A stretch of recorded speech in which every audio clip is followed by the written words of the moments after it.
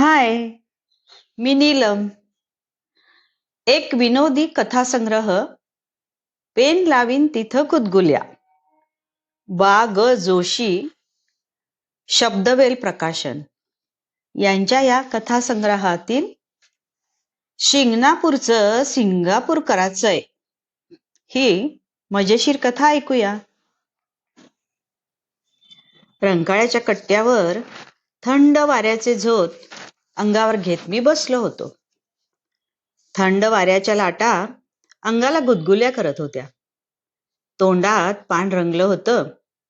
थंडाई, इलायची, किमाम, जाफराणीचं बनारस पान आता प्रभाव दाखवू लागलं होतं. त्या मसाला पानाच्या सुखद वेदना मेंदूंपर्यंत जाऊन पोहोचल्या होत्या. माझी ब्रह्मानंदी टाळी लागली होती. त्यामुळे शेजारी केरबा केव्हा येऊन बसला ते कळलंच नाही. केरबाने 5-1 मिनिटं वाट पाहिली, परंतु माझी समाधी भंग होण्याचे चिन्ह दिसेना. वेळ जावा म्हणून केरबानं आपली चंची खिशातून काढली. चंचीत 2 बोटं घालून चिमूटभर तंबाखू डाव्या तळहातावर घेतली व उजव्या हाताच्या अंगठ्यानं डबीतून चुना काढला. चुना व तंबाखू यांची घाणे केरबाच्या तळहातावर चालू झाली. त्यात चांगली 5 मिनिटं गेली, तरी माझी समाधी अभंगच. उजव्या हाताचा पंजा डाव्या हातावर मारून केरबानं हातातली तंबाखूची फक्की तोंडात टाकली. त्या तंबाखूचे कण हवेत भूस उडावे तसे उडाले, माझ्या नाकातोंडात शिरले. नाकात चरचरल्यासारखं होऊन मला जबरदस्त शिंका आल्या. तोंडातला ऐवज उडून गेला आणि मी जागा झालो. काय साहेब, अजून संध्याकाळचं 6 वाजायचे आहेत, तवरच तुम्हाला झोप लागली? काल रात्री ओव्हर टाईम केला वाटतं. पूर्वी केरबा गिरणीत कामाला होता, त्यामुळं ओव्हर टाईमशी त्याचा जवळचा संबंध होता. नाही नाही, तसं काही नाही, पण काल रात्री एका गाण्याच्या कार्यक्रमाला गेलो होतो. पहाटे 5 वाजता घरी आलो, त्याचा हा परिणाम. दोघेही खळखळून हसलो. हसण्याचा बहर ओसरल्यावर केरबा एकाएकी गंभीर झाला व खर्जातला स्वर लावीत म्हणाला, साहेब, तुम्ही सिंगापूर बघितलंय का? नेहमीचे विषय सोडून केरबाने एकदम सिंगापूरला उडी मारल्यानं मी आश्चर्यचकित झालो. नाही बुवा, मी उत्तर दिले. पण का रे, तुला एकाएकी सिंगापूरची आठवण कशी झाली? केरबा अधिकच गंभीर झाला. तोंडातला ऐवज सांभाळतो म्हणाला, आम्ही गेल्या इलेक्शनमध्ये गावकऱ्यांना आश्वासन देऊन बसलोय की आम्ही जिंकलो तर आपल्या शिंगणापूर गावाचं सिंगापूर करून दाखवू. आता आमचा उमेदवार बी जिंकला आणि पार्टी बी सत्तेत आली. गावच्या लोकांनी माझ्या मागं टुमणं लावलंय की आपल्या शिंगणापूरचं सिंगापूर कवा करणार. केरबानं एक मोठा थांबा घेतला आणि डोळे बारीक करीत पुढे म्हणाला, त्या सिंगापुरात असं काय विशेष आहे की समधी लोक त्या गावाला नावाजत्याती. मी सावरून बसलो. टीव्हीवर पाहिलेलं सिंगापूर डोळ्यासमोर आणण्याचा प्रयत्न करू लागलो. जीवन में एक बार जाना सिंगापूर हे गाणं आठवण्याचा प्रयत्न केला. 5-1 मिनिटं ध्यानस्थ बसल्यावर माझ्या नजरेसमोर सिंगापूर आलं. केरबानं धक्का मारल्यावर माझी समाधी भंगली. उत्तेजित होऊन मी सिंगापूरचं वर्णन करू लागलो. हे बघ केरबा, सिंगापूर हे अत्यंत स्वच्छ, सुंदर आणि रेखीव असं शहर आहे. स्वच्छता आणि शिस्त या बाबतीत जगातलं कुठलंही शहर सिंगापूरची बरोबरी करू शकत नाही. चकचकीत अशा सिंगापूर शहरात दारिद्र्य रेषेखाली असणारा एकही माणूस आढळणार नाही. तिथले कायदे, कानून, नियम अतिशय कडक आहेत. त्याची अंमलबजावणीही तितकीच कडक आहे. सिंगापूरमध्ये त्यावेळी एकही बेकायदेशीर फोपवलेली झोपडपट्टी दिसणार नाही. जुगार, स्मगलिंग, हातबट्टी, अनैतिक प्रकाराचा मागमूस नाही. वीज पाणी मुबलक आहे. पाणी टंचाई, मोर्चा, मारामारी नाही. विजेचं लोड शेडिंग नाही. रस्ते रुंद आणि प्रशस्त. रस्ते अगदी हेमामालिनीच्या गालासारखे गुळगुळीत आहेत. तेथे एकही खड्डा दिसणार नाही. उंच उंच लखलखणाऱ्या इमारती, पॉश हॉटेल्स, वातानुकूलित सिनेमागृह, अत्यंत रेखीव, सुंदर, प्रसन्न अशी उद्यानं, चौका चौकात थुईथुई नाचणारे पाण्याचे कारंजे. तिथल्या लोकांचं सरासरी आयुर्मान 80 वर्षाचं आहे. थोडक्यात सांगायचं म्हणजे पृथ्वीवरचा स्वर्ग म्हणा ना. मग एवढं सगळं करायचं म्हणजे बक्कळ पैसा लागल. केरबाच्या चेहऱ्यावर चिंतेची पुटं वाढू लागली. अर्थातच एवढी सगळी मायानगरी जादूने थोडीच उभी करता येणार आहे, मी म्हणालो. मग तुम्ही असं करा, सिंगापूरला जाऊन या, चांगलं महिनाभर मुक्काम टाका आणि आमच्याकडे सिंगापूर तयार करायचा प्रोजेक्ट रिपोर्ट द्या, म्हणजे मी कामाला लागतो. कसं? केरबाचा आटिग्रस्त प्रश्न. हे बघ केरबा, मी सिंगापूरला जाणार, तिथं महिनाभर राहणार आणि प्रोजेक्ट रिपोर्ट तयार करून देणार, हे आता माझ्या तुटपुंज्या पेन्शनमध्ये मला शक्य होणार नाही. त्यासाठी मला जमीन विकून पैसा उभारावा लागेल. माझी हतबलता मी खुलेपणानं सांगून टाकली. अहो साहेब, आमचा समदा भरोसा तुमच्यावरच. तुम्हीच जर कच खाल्ली तर सिंगापुरातली लोक मला कच्चा खातील. काय बी करा, पण सिंगापूरचा प्रोजेक्ट रिपोर्ट तेवढा आणून द्या. मग तुम्ही असं करा, गावकऱ्यांनी वर्गणी काढा, मला लाखभर रुपये जमवून द्या, पुढचं काम माझ्या शिरावर, मी म्हणालो. अहो साहेब, आता वर्गणी मागायला गेलो तर लोक जोड्यानं मारतील. वर्गणी, गाडीचं पेट्रोल, कार्यकर्त्यांचं जेवण खाण यात संपून गेली. आता कोणी 5 रुपये सुद्धा देणार नाहीत. केरबा हताश होऊन म्हणाला. आता सिंगापूरला जाण्यासाठी पैसा कसा उभा करायचा? आम्ही दोघंही चिंतेत पडलो. बर कर्ज काढावं तर ते फेडायचं कसं? आपल्याजवळ तेवढे पैसे नाहीत आणि मुळात मी आणि केरबा दोघेही कर्ज बाजारी इसम, त्यामुळे आमची बाजारात पडतही नाही. बराच विचार केल्यावर मला एक फैनाबाज कल्पना सुचली. मी टुनकन उडी मारली आणि टाळी वाजवत म्हणालो, हे बघ केरबा, सिंगापूरचा प्रोजेक्ट रिपोर्ट तयार झाला म्हणून समज. तो कसा काय? केरबाना वाचला. मी नीट अलकट पालकट घालून बसलो आणि केरबाला तंबाखूचा बार भरायला सांगितला. दोघांनी तंबाखूचा बार भरला. केरबा चवड्यावर बसून म्हणाला, तुमची फैनाबाज कल्पना सांगा अगोदर. सांगतो, असं म्हणत मी थोडासा पॉज घेतला आणि पुढे म्हणालो, हे बघ केरबा, माझा एक मित्र गेली 10 वर्ष सिंगापूरात स्थायिक आहे. नुकताच तो महिन्याची रजा काढून गावी खेड्यावर आलाय. त्याला गाठतो आणि प्रोजेक्ट रिपोर्ट तयार करून आणतो. केरबाना टुनकन उडी मारली आणि मला मिठी मारून तो म्हणाला, चला कामाला लागूया. मी त्या सिंगापूरवाल्या मित्राकडे मुक्काम टाकला. चांगला 15 दिवसाचा पाहुणचार घेऊन त्याच्या खनपटीला बसून प्रोजेक्ट रिपोर्ट तयार करून आणला आणि शिंगणापूरला जाऊन समारंभपूर्वक केरबाच्या हवाली केला. शिंगणापूरच्या गावकऱ्यांनी माझा जंगी सत्कार केला. माझ्या सत्काराचे सचित्र रिपोर्ट वर्तमानपत्रात छापून आले. टीव्हीवर बातम्या झळकल्या.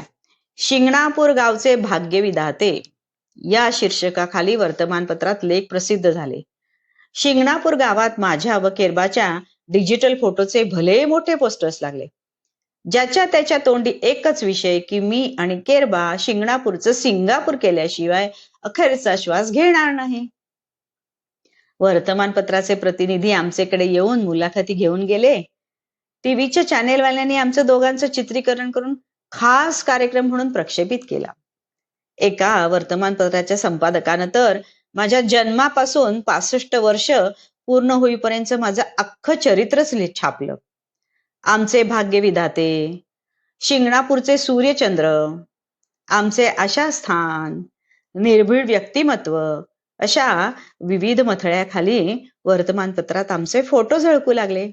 एका वर्तमानपत्राच्या संपादकाने तर माझ्यावर आणि केरबावर एक खास पुरवणी काढली. माझ्या मित्राकडून तयार करून आणलेला तो प्रोजेक्ट रिपोर्ट घेऊन मी केरबा मुंबईला गेलो.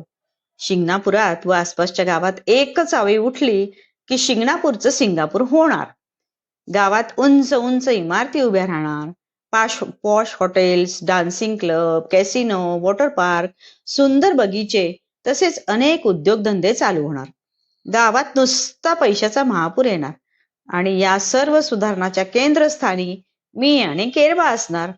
आणि चौकशीसाठी माझ्या घराकडे लोकांची रीघ लागली, कारण तो प्रोजेक्ट रिपोर्ट मला एकट्यालाच माहिती होता व त्या रिपोर्टनुसार होणाऱ्या सुधारणा माझ्या मर्जीनुसारच होणार होत्या.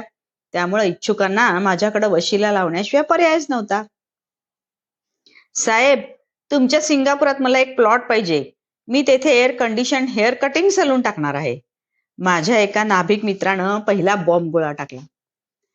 त्याची कशी बशी समजूत घालून मी त्याला पिटाळला. तेवढ्यात माझा एक धोबी मित्र आला. त्याला मी वसवलेल्या सिंगापुरात भव्य आणि आधुनिक अशी लॉन्ड्री काढायची होती. त्याची समजूत काढतो न काढतो तोच माझ्या एका मित्राची कन्या आली. तिला नव्या होऊ घातलेल्या सिंगापुरात आकर्षक ब्युटी पार्लर काढायचं होतं. माझ्या एका साऊथ इंडियन मित्रास इडली सांबार डोसा पिझ्झाचं पॉश हॉटेल काढायचं होतं. माझ्या काही साहित्यिक मित्रांना नव्या सिंगापुरात सुसज्ज अशी वातानुकूलित लायब्ररी काढायची होती. एका शिक्षण सम्राटाला मोठं कॉलेज काढायची उबळ आली. माझ्या भावाला नव्या सिंगापुरात भव्य असं डिपार्टमेंटल स्टोअर काढायचं होतं. तर दुसऱ्याला स्पेअर पार्ट्सचं दुकान काढायचं होतं. भावाच्या मित्राला नव्या सिंगापुरात पेट्रोल पंप्स व सीएनजी गॅसचं युनिट करण्याची इच्छा होती. खुद्द केरबाच्या चिरंजीवाला माळव आणि भाजीपाला विकण्यासाठी मार्केट एरियात प्रशस्त दुकान काळा हवा होता. माझ्या एका योगी मित्राला योग साधनेसाठी प्रशस्त हवेशीर व शांत वातावरणातला हॉल बांधायचा होता. दुसऱ्या एकाला संस्कार केंद्र सुरू करायचं होतं. एक ना दोन 1000 प्रकारच्या 4000 मागण्यांचा पाऊस पडू लागला. रात्रंदिवस घरातला फोन खणाणू लागला. दिवसा रात्री अपरात्री दारावरची बेल वाजू लागली. मी आणि माझे कुटुंबीय वैतागून गेलो. थोडक्यात सांगायचं म्हणजे आमच्या घराची चावडी झाली. हे पहा, तुम्ही तुमच्या सिंगापूर प्रोजेक्टचं ऑफिस बाहेर कुठेतरी हलवा. इथं घरात कटकट नको, नाहीतर मी कशी माहेरी निघून जाते. सौन सौम्य शब्दात कडक दम भरला. मला मात्र वेळ लागायची पाळी आली. ठीक आहे, बाहेर ऑफिस सुरू करतो, असं आश्वासन देऊन मी सौला शांत केलं. खरं हा सगळा प्रकार म्हणजे बाजारात तुरी या लाईनीतला होता.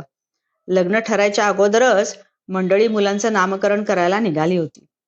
अंडी उगवण्या अगोदरच पिल्लांची संख्या मोजायला काही मंडळींनी सुरुवात केली होती.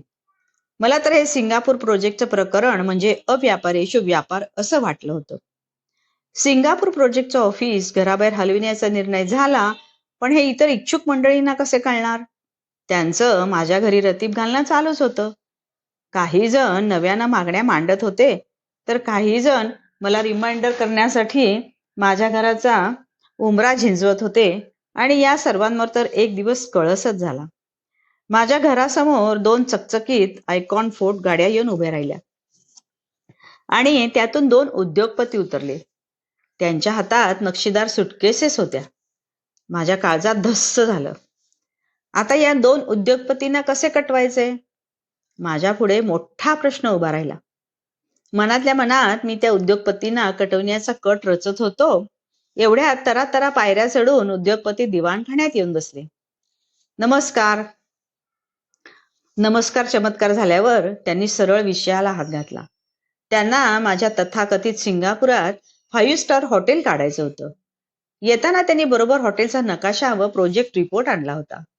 उद्योगपतींच्या स्वीय सहाय्यकाने तो रिपोर्ट उघडला व मला समजावून सांगण्यास सुरुवात केली. एकंदर 200 वातानुकूलित खोल्या, भव्य पार्किंग, भव्य पोहण्याचा तलाव, कॉन्फरन्स रूम, मीटिंग हॉल, 10 वेगवेगळ्या प्रकारची किचन्स, कॅबरे डान्स हॉल, सिनेमाच्या शूटिंगसाठी वेगवेगळी 10 लोकेशन्स. थांबा थांबा, मी म्हणालो. तुमच्याकडे डोकेदुखीवरच्या गोळ्या आहेत का? मी विचारणा केली. नाहीत, पण गाडी पाठवून मागवतो, स्वीय सहाय्यक अत्यंत नम्र स्वरात म्हणाले. नको नको, मी त्यांना हात जोडले. कारण तुमच्या गोळ्या येईपर्यंत माझ्या डोक्याच्या ठिकऱ्या उडतील. मी पुरा वैतागलो आहे हे त्यांनी ओळखले. एवढ्या स्वयंपाकघरात खळकन 2-3 काचेचे ग्लास फुटल्याचा आवाज आला. उद्योगपतींनी काय समजायचं ते समजून घेतले. मी त्यांना आणखी 4 दिवसांनी माझ्या कल्पनेतल्या तथाकथित एअर कंडिशन ऑफिसात येण्याची विनंती केली. मंडळी जाण्यासाठी उठली. तथापि गाडीत बसता बसता तुम्हाला 5 आकडी रक्कम देऊ असं मधाचं बोट लावायला विसरली नाहीत. उद्योगपती गेल्यावर मी मुलाला पाठवून डोकेदुखीवरच्या गोळ्यांचा डब्बाच मागविला. कारण भविष्यात माझी डोकेदुखी कमी न होता वाढणारच होती. मुलानं गोळ्याचा डब्बा आणला व मी त्यातील एकदम 4 गोळ्यांचा बकणा भरून वर घटाघटा तांब्याभर पाणी प्यालो. मला जरा बरं वाटू लागलं. थोडा वेळ लवंडावे म्हणून मी बेडरूमकडे निघालो. ते एक सिने निर्माता 5-6 तारकांना घेऊन माझ्या घरात घुसला. तोंडात सिगरेट धरून 2 तारकांचा कुबड्यासारखा उपयोग करून त्याने विचारले, मला तुमच्या सिंगापुरात स्टुडिओ बांधायचा आहे, अगदी रामोजीराव फिल्म सिटी सारखा. मी मनात म्हटले, अगोदर माझी कबर बांध. त्यासाठी मला 200 एकर जागा पाहिजे. तुम्ही एकरी किती कमिशन घेणार ते बोला. त्या 2 तारका बाजूला झाल्या व दुसऱ्या 2 तारका त्या निर्मात्याला चिकटल्या. मोकळ्या झालेले त्या 2 तारका माझ्याकडे डोळे रोखून पाहू लागल्या. हे पहा, कमिशन वगैरे काही नको. तुमच्या चित्रपटात खलनायकाची भूमिका दिल्यास भागेल, मी म्हणालो. येस, व्हाय नॉट, असं म्हणत त्या निर्मात्यानं मला कडकडून मिठी मारली. त्याच्या तोंडातल्या रसायनाच्या वासानं मला भोवळ यायची पाळी आली होती. खलनायकाची भूमिका करणार म्हटल्यावर त्या 4ही तारका घाबरल्या आणि थेट व्हरांड्यात जाऊन उभ्या राहिल्या, न जाणू हा खलनायक आतापासूनच एखादा अतिप्रसंग करायचा. हे पहा, खलनायकाचं काम फार कठीण असतं. खलनायक व्हायचं म्हणजे फायटिंग यावं लागतं. चाकू, सुर्या, पिस्तूल, बंदूक चालवायचं ज्ञान लागतं. घोड्यावर बसता यावं लागतं. मादक पदार्थांचं सेवन करण्याची सवय लावून घ्यावी लागते आणि विशेष म्हणजे बलात्कार करण्याचं शास्त्रोक्त ज्ञान असावं लागतं. तथापि काही हरकत नाही, उद्यापासून माझे 2 सहाय्यक व सहायिका तुमच्याकडे येऊन कोचिंग देतील. असं म्हणत ओके बाय बाय करत तो निर्माता तारकात मिसळून गायब झाला. पान वाढलंय, चटकन जेवून घ्या. स्वयंपाकघरातून आकाशवाणी झाली. मी पण चटकन उठलो. हातपाय तोंडून पानावर बसणार इतक्यात तमासगिरांचा एक जथ्था माझ्या घरात घुसला. राम राम साहेब. दारात उभा राहून मंडळीने रामराम ठोकला. मी वाढलेले पान झाकून ठेवले व दिवाणखान्यात येऊन बसलो. दिवाणखान्यात एव्हाना भरपूर कल्ले वाढविलेले राठ चेहऱ्याचे 5-6 जण बसले होते. डोक्यावर बादली फेटा, अंगात सिल्कचा शर्ट, मसराईज धोतर असा त्यांचा सर्वसाधारण पोशाख होता. त्या सर्वांचे डोळे तांबेरलेले होते. तोंडात पानाचा तोबरा. त्यांच्या सोबतच थोडे अंतर सोडून 9वारीचा साखळदंड लावलेला मध्यम वयाच्या 2 महिला होत्या. डोळ्यात भरघोस काजळ, आकडे पाडलेले केस, नाकात चमकी, हातभर चुडा, धारदार नाक व साधारण स्टील ग्रे सारखा वर्ण. 9वारी चापून चोपून नेसल्यामुळे त्यांच्या शरीरावरचे नॅशनल हायवे स्टँडर्डचे कर उठून दिसत होते. पुन्हा एकदा नमस्कार चमत्कार झाल्यावर त्या जथ्थ्यातल्या मंजू नावाच्या पुरुषाने एक मुरका मारला व म्हणाला, आम्ही बेरडवाडीचे तमासगीर. शांता भुसकुटे आणि पार्टी नावाचा आमचा तमाशाचा फड आहे. वग, संगीत बाऱ्या, जलसा वगैरे प्रकारात आमचा हात धरल असा दुसरा फड महाराष्ट्रात नाही. राज्याचे मुख्यमंत्री, सांस्कृतिक मंत्री यांनी आमचे प्रोग्राम पाहिलेले आहेत. आमचं गुणगान केलंय. ही बघा सर्टिफिकेट आणि फोटो. असं म्हणत त्यानं आपल्या पोतडीतून सर्टिफिकेटचा गठ्ठा काढला व माझ्या पुढे ठेवला. दुसऱ्याने फोटोचा अल्बम उघडून दाखवायला सुरुवात केली. मी ती सर्टिफिकेट व फोटो मी नजरेखालून घातले व म्हणालो, बोला मंडळी, काय काम काढलं होतं? तुमच्या सिंगापुरात आम्हाला तमाशाचं थिएटर बांधायचं हाय. तेव्हा आम्हाला 1 एकराचा प्लॉट पाहिजे. तिथं आम्ही थिएटर बांधून तमाशा ही लोककला जगाच्या नकाशावर नेऊ. अवश्य न्या. माझा तुम्हाला पाठिंबा आहे. ते ठीक आहे हो, पण प्लॉट कवा देणार? आमचा प्रोजेक्ट तर मंजूर होऊ द्या. म्हणजे मग आमचा एक प्लॉट नक्की झाला म्हणा की. अवश्य, पण एक अट आहे. कंची? तुमच्या तमाशात मला सोंगाड्याची जागा द्यायला पाहिजे. हो, पण सोंगाड्याचं काम लई अवघड असतं. तुम्हाला जमल का? जमल की. मग असं करा, तुर्तास तुम्ही आमच्या पार्टीत तुंतुन वाजवायला राहा आणि नंतर खांदा पडला की शिस्तीत सांगाड्या व्हा. मला मंजूर आहे म्हणत मी उठलो. मंडळी पण उठली. पुरुष मंडळींनी मला भक्तिभावानं नमस्कार केला. त्या 2 महिलांनी डोक्यावर पदर घेऊन पदस्पर्श केला. अष्टपुत्र सौभाग्यवती भव. मी त्या दोघींना आशीर्वाद दिला. त्या सरशी सर्वजण खो खो हसू लागले. अहो, या दोघींचे नवरं परांगणा झालेत. लई दारुडे होते. आम्ही त्यांना दिलं हाकलून. त्यापैकी एक जण परवा दारूच्या नशेत हिरीत पडून येला. वाईट झालं. पण मी खात्रीनं सांगतो की माझा आशीर्वाद वाया जाणार नाही. मंडळी पुन्हा खो खो हसली व मार्गस्थ झाली. मी पुन्हा जेवणाच्या ताटावर जाऊन बसलो. वचा वचा 2 घास खाऊन सुपारी कातरली एवढ्यात केरबा आला. त्याच्या हातातलं मंत्री महोदयाने दिलेलं पत्र मी उघडलं व वाचलं आणि मला गरगरायला लागलं. मंत्री महोदयांनी पत्रात म्हटलं होतं, सध्या राज्याची आर्थिक स्थिती फारच बिकट झाली आहे. त्यामुळे शिंगणापूर खेड्याचं सिंगापूर सारख्या शहरात रूपांतर करण्यासाठी निधी उपलब्ध नाही. तथापि यातून एक मार्ग काढता येईल. तुम्ही गावसभेचा ठराव करून शिंगणापूर हे नाव बदलून सिंगापूर असं नामकरण करा. आम्ही त्यास मंजुरी देऊ. सध्या मी आणि केरबा भूमिगत झालो आहोत. मी सौला अनिश्चित काळासाठी माहेरी पाठवून दिला आहे व घराला टाळा ठोकला आहे. माझ्या एका हितचिंतकानं बेपत्ता आहेत अशी वर्तमानपत्रात जाहिरात प्रसिद्ध केली आहे. दुसऱ्या एका मित्रानं आपण यांना पाहिलं का अशी फोटोसहित दूरदर्शनवर पेड जाहिरात दिली आहे. त्यामुळं भविष्यात माझा अज्ञातवास लवकर संपण्याची चिन्हे नाहीत. धन्यवाद.